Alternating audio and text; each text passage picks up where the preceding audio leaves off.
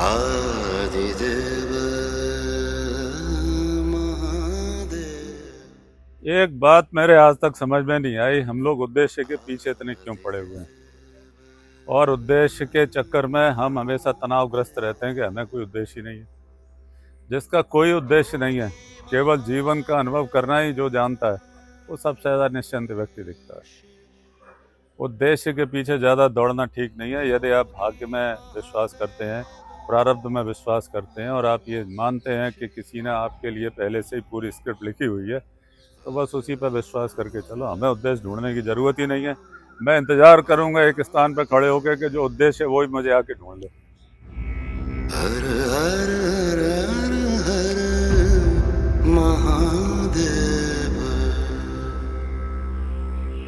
आदिदेव। अब तो जो पैरासाइकोलॉजी के स्टूडेंट हैं वो सब इस बात को जानते हैं कि जन्म पुनर्जन्म एक वास्तविकता है और ऐसा होता है। आजकल तो हिप्नोटाइज्ड लोग कई जो है रिग्रेशन में ले जाते हैं, कई पूर्व जन्मों की याद दिलाते हैं।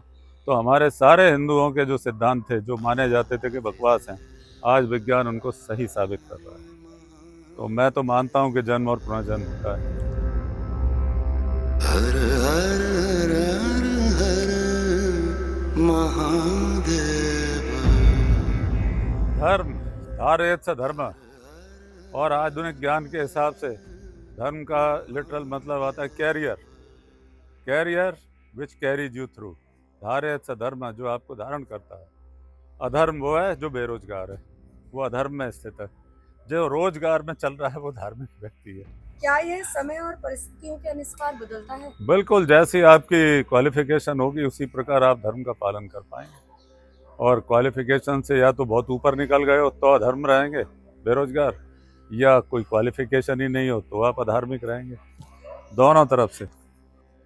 जैसे हमारे बाबा जब नौकरी करने पहुंचे जोधपुर महाराज के पास, क्योंकि प्रिंस उनका क्लास फेलो था, तो जोधपुर महाराज बोले कि गुलाब सिंह, तुम्हारे लायक इस समय हमारे यहाँ कोई पद खाली नहीं है, बस एक कर्नल की पोस्ट खाली है, अगर तुम चाहो तो उसको ले लो।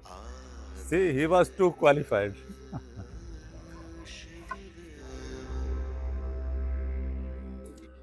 यदा यदा धर्मस्य ग्लानिर्भवति भारत अभ्युत्थानम् अधर्मस्तदात्मानं सृजाम्यहम्।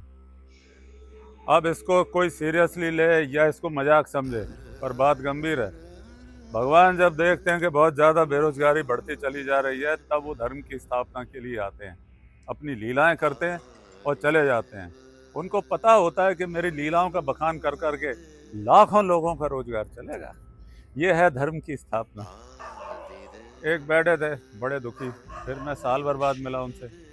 मैं, गुरु क्या हाल है? बोले साहब भगवत कृपा आने लगी है। मैं, क्या आने लगी है? बोले जन्म नहीं आने लगी। उसे भगवत कृपा ही बोला जाता है।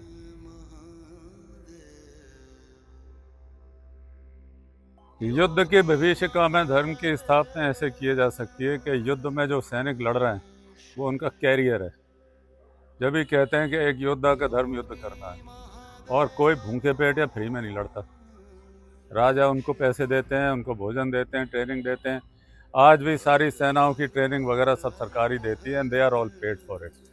ये बात अलग है कि उनमें देश प्रेम की भावना सर्वोपरि होती है, तो वो अपनी जान देने के लिए सामने आते हैं। ये भी हमें याद रखना चाहिए। और महाभारत युद्ध में कृष्ण द्वारा अर्जुन को दिए गए उपदेश में नैतिक और दार्शनिक महत्व क्या है? उसमें नैतिक और दार्शनिक महत्व तो जो उसको समझ पाएगा वही समझ पाएगा। मूल बात यह है कि भगवान कृष्ण को ये पता था कि व्यास जी उन्हें देख रहे हैं, दिव्य दृष्टि है, डॉक्यूमेंटेशन कर रहे हैं, लिख रहे हैं, संजय भी देख रहे हैं, और हनुमान जी इस पताका पर बैठ के सुन रहे हैं और देख रहे हैं। उन्होंने इन्हीं तीनों के लिए ये उपदेश दिया कि भविष्य में यही डॉक्यूमेंट है। अर्जुन तो भूल ही गए थे युद्ध के बाद, जो महाभारत पढ़ने पर हमें पता पड़ता है।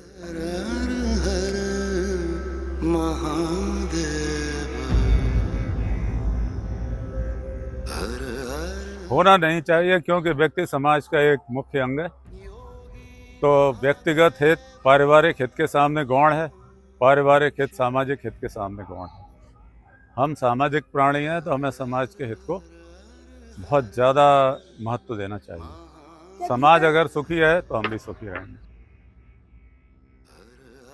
जो समाज के विरुद्ध आचरण कर रहे थे, उन्हीं के समापन के लिए तो महाभारत का युद्ध था पूरा। तो महाभारत का युद्ध पूरी तरह सामाजिक उत्थान के लिए, समाज में शांति लाने के लिए और संपन्नता लाने के लिए ही किया गया।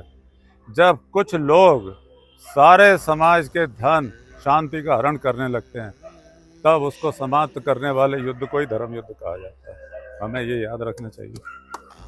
Adide